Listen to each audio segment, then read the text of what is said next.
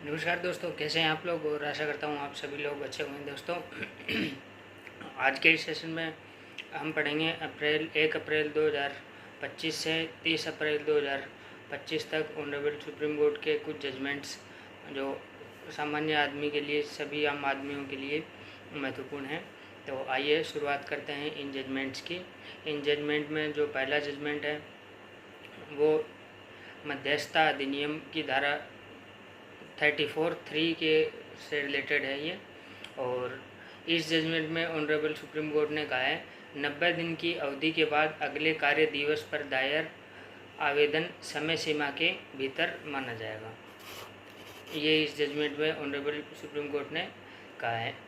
इसमें अगर हम थोड़ा सा ब्रीफ देखें तो इसमें जो लास्ट डेट थी 9/7 थी, 9 जुलाई 2022 को जो लिमिटेशन है वो समाप्त हो रही थी। और जो कि अदालत 9 जुलाई 2022 वो दूसरा शनिवार था और उसके बाद संडे था। इस कारण से जो अगला कार्य दिवस था 11/7/2022 सोमवार को, उसको आवेदन पेश किया गया, तो उसको समय सीमा के भीतर माना गया है। ये ऑनरेबल सुप्रीम कोर्ट ने इस जजमेंट में कहा है।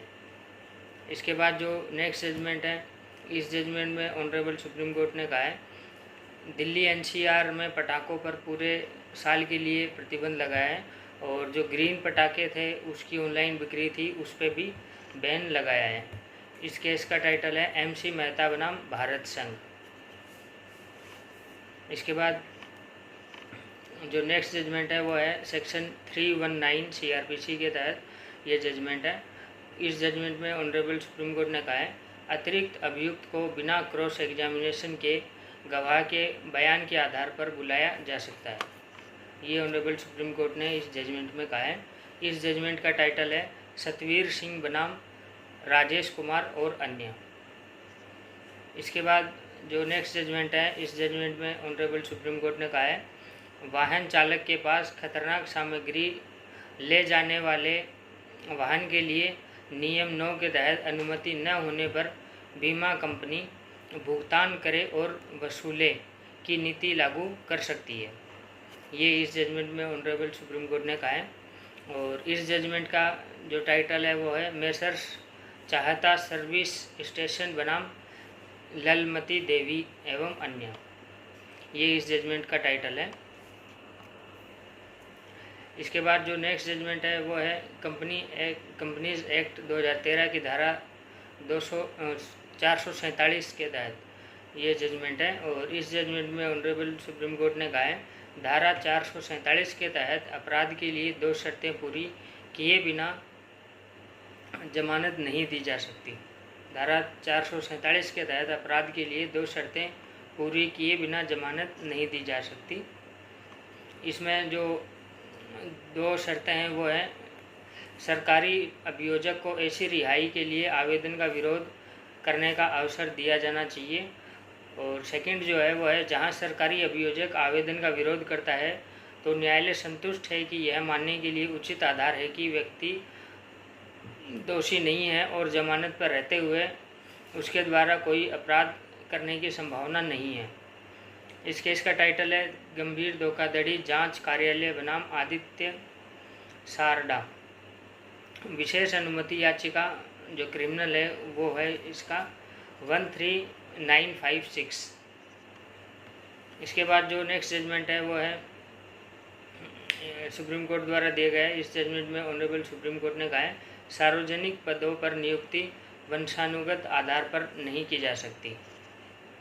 केस का टाइटल है बिहार राज्य दफादार चौकीदार पंचायत मगध प्रमंडल बनाम बिहार राज्य एवं अन्य। इसके बाद जो नेक्स्ट जजमेंट है वो है धारा 61 IBC के तहत ये जजमेंट है। और इस जजमेंट में ऑनरेबल सुप्रीम कोर्ट ने कहा है ओपन कोर्ट में जिस दिन फैसला सुनाया जाता है परिसीमा अवधि उसी दिन से शुरू हो जाती है। ये इस जजमेंट में ऑनरेबल सुप्रीम कोर्ट ने कहा है। इसके बाद जो नेक्स्ट जजमेंट है, इस जजमेंट में ऑनरेबल सुप्रीम कोर्ट ने कहा है आपराधिक कार्यवाही में रेस जुडिकेटा का सिद्धांत लागू होता है एक मामले में प्राप्त निष्कर्ष अगले मामले में पक्षकारों को बांधते हैं। ये इस जजमेंट में ऑनरेबल सुप्रीम कोर्ट ने कहा है। इसके बाद जो नेक्स्ट जजमेंट है ये आर्टिकल 51 लिमिटेशन एक्ट से रिलेटेड जजमेंट है, और इस जजमेंट में ऑनरेबल सुप्रीम कोर्ट ने कहा है सीमा अवधि तब शुरू होती है जब कार्रवाई का कारण पहली बार पैदा होता है, विवाद की पूरी जानकारी पर नहीं। ये इस जजमेंट में ऑनरेबल सुप्रीम कोर्ट ने कहा है। इसके बाद जो नेक्स्ट जजमेंट है इस जजमेंट में ऑनरेबल सुप्रीम कोर्ट ने कहा है किराएदार की बेदखली के लिए मकान मालिक के परिवार की ज़रूरतें भी वास्तविक आवश्यकता मानी जाएंगी। ऑनरेबल सुप्रीम कोर्ट ने इस जजमेंट में कहा है, और इस जजमेंट